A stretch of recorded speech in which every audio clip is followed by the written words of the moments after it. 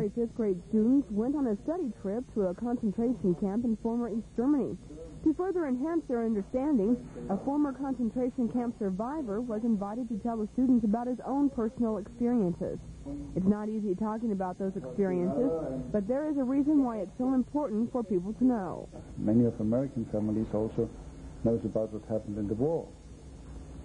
And somebody from the Americans was in prison in Germany or something else like that. Or they liberated the concentration camps, so they know what happened. And maybe they have taught their children. And so it comes over. This is, I mean, all is to be hopeful that this couldn't be again. Milovitz showed the students documentation papers and certain artifacts about that time period. It wasn't hard for the students to transfer from a MAC to a USAFE base under the objective wing structure. With the transfer to USAFE, the 435th Tactical Airlift Wing was redesignated the 435th Airlift Wing, dropping the word tactical from its name, but not changing the mission. The 362nd Airlift Group was also activated along with several squadrons. The 435th Airlift Wing also has a new commander. Colonel Donald Streeter turned over the command to Brigadier General James Hobson, who was commanding the 322nd Airlift Division. From a distance for the past 2 years, and I have admired your grit. Your Air Force and nation have tasked you beyond reasonable expectations, but you always, without complaint, perform superbly. As your new commander, I will continue that close relationship that Colonel Streeter and the commanders before him fostered with our German hosts. We will continue to be good neighbors, and as such, I will work noise and environmental issues. They will always be one of my primary concerns. Commander of the 435th Airlift Wing, Brigadier General James Hobson. A March 19th Stars and Stripes article charged USAREUR with wasting millions of dollars by overgrading civilian jobs. USAREUR civilian personnel chief Archie Grimmett complained that the article dealt with what he called history and defended the current record.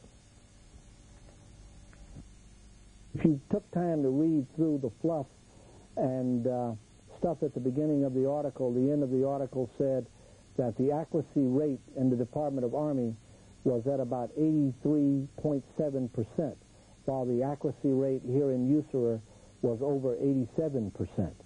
That shows you how much better than the rest of the Army we're doing. Grimmett said the action of closing communities in drawdown and moving the area support groups has forced USAREUR to look at every civilian job. He said a current policy of holding the line of the budget has also prevented overgrading. The Defense Advanced Research Projects Agency, otherwise known as DARPA, has developed a system that allows commanders to cruise a computer-generated battlefield to plan how they will fight a war. In the second of a three-part series on new simulation technology, Army Sergeant Jay Field reports on the mobile electronics battlefield called Project Odin. Desert Storm leaders mapped out their battle plans in the sand to give their troops a better picture of how they should fight. As the first troops deployed to the Persian Gulf, defense researchers began to look at ways to replace the sand with digital dirt. One of the breakthroughs of the late 80s has been very low cost, very high realism graphics machines that take two-dimensional map data and create them in 3 dimensions, like a giant model board, an electronic sand table, if you will. Housed in this military van, Project Odin, the mobile electronic battlefield, replaces traditional maps with high-tech simulated displays of terrain. Other computers in the van use intelligence information to paint a picture of the enemy.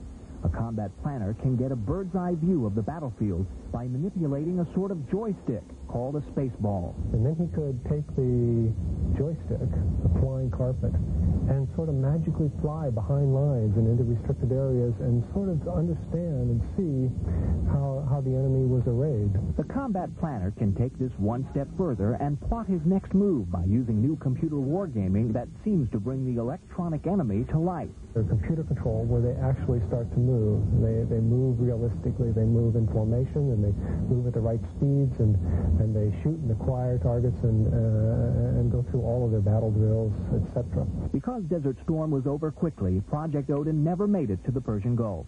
The mobile electronic battlefield is now headed to the National Training Center in California for field testing. Officials say they will make a few more prototypes to be evaluated by field commanders. Army Sergeant Jay Field, Washington. Of all the obstacles to be thought of during training exercises, water has got to be at the top of the list. TV5's Don Finley reports how one such unit got over the water obstacle with no problems at all. It's been 2 years since the Army last closed the Rhine River for a bridging exercise, and today they had only 2 hours to complete the task. So, for the 814th and the 502nd Engineer Company, smooth running was important.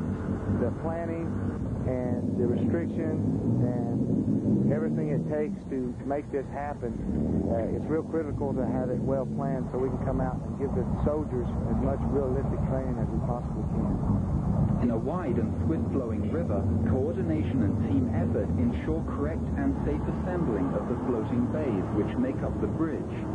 Basically, we launch them one after the other. The boats pick up the bays, piece them together, and it goes together, put one side together and then the other, and swing the two end sections together in the middle, and that's pretty much it. Then we have a bridge. With skillful assembly, the job was completed, and the 4th of the 27th Field Artillery crossed with tracks and other vehicles, demonstrating the role this mobile but robust bridge plays in crossing rivers. This is TV5's Don Finlay reporting from the Rhine River for AFN News. Training is what led to the 2nd Squadron, 6th Cavalry Regiment's success during Desert Storm. In this next report, the 11th Aviation Brigade's Helga Galloway reports the 6th does not intend to let up on their proficiency they've achieved now that their Apache helicopters are back in Germany. Less than a year ago, the 2nd Squadron, 6th Cavalry Regiment returned from Desert Storm. Now they're at Grafenwehr honing their gunnery skills again. Back here we have a little more time. We have a little more time to get the heads together and do more planning. We certainly have a lot more time for instruction, and we have the facilities and the equipment. The logistics support is a little better, so that way we can have it all together, do a lot more training before we actually go do it. Whereas during the desert, we were there and we had a job to do, and we relied on our training. When we do our gunneries, we load the things the same way as we did over there, except we don't load Hellfire, but the rockets in the gun are always the same.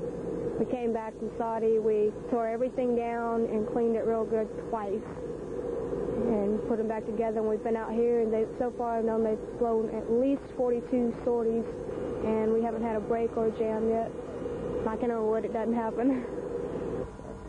The squadron has experienced nearly a 70% turnover in personnel since returning from Southwest Asia, but training standards remain high.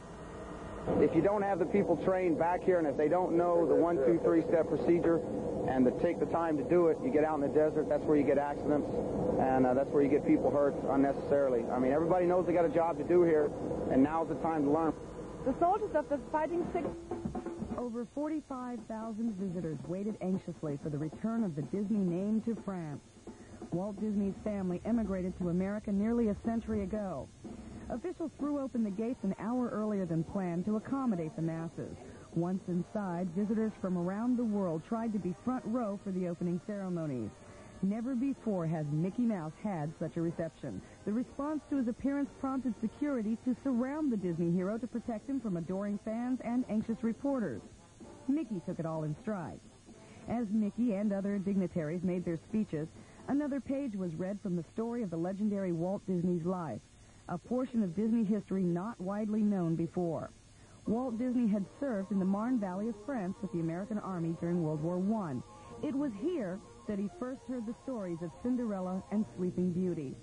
Trying to envision Sleeping Beauty's castle and Cinderella in her pumpkin coach, he didn't know that someday his legacy would make it possible for children around the world to see what he had imagined.